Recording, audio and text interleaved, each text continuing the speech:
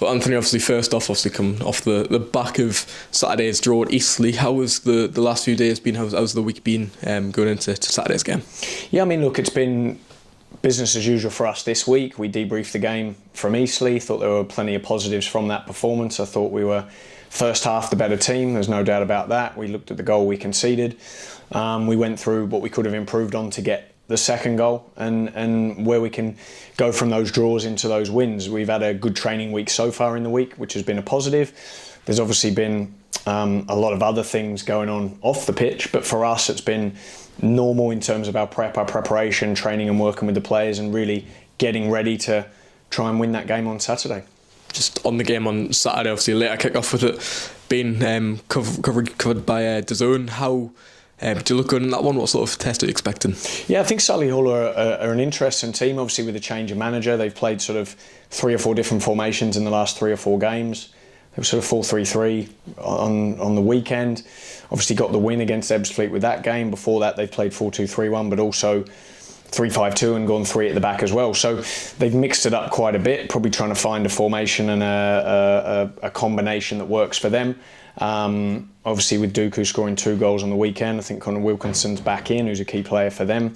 So it'd be interesting to see how they do it this week. I expect it to be a tactical test because we're quite unsure of how they're going to play necessarily. So I think we want to be concentrating on us and ourselves, and if we can put in the performance like we did on Saturday against Eastleigh, then that'll give us the chance to win the game.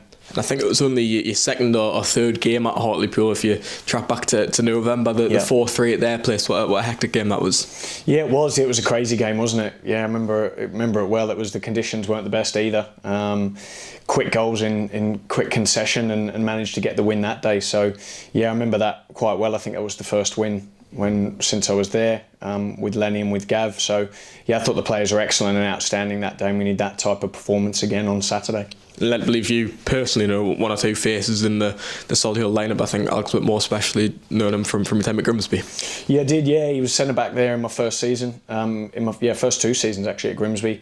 Good defender, good player. Really settled at this level. He's played a lot of games at this level, and just a good character, like good person as well. So it'd be good to catch up with him and see him again. And yeah, it's been interesting to follow his career throughout that time.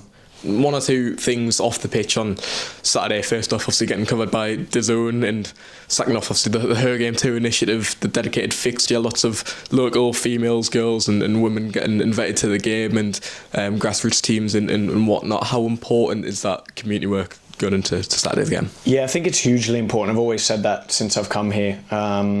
Whatever the community engagement is, I think it's done really well here. I think it's really important with the town, with the club, with all the locals. I think it's very important. I think this in particular, this initiative is very important, and looking forward to seeing as many of the teams and the females there on the weekend. So we'll look forward to that and really welcome that, and I think it'll be a good event.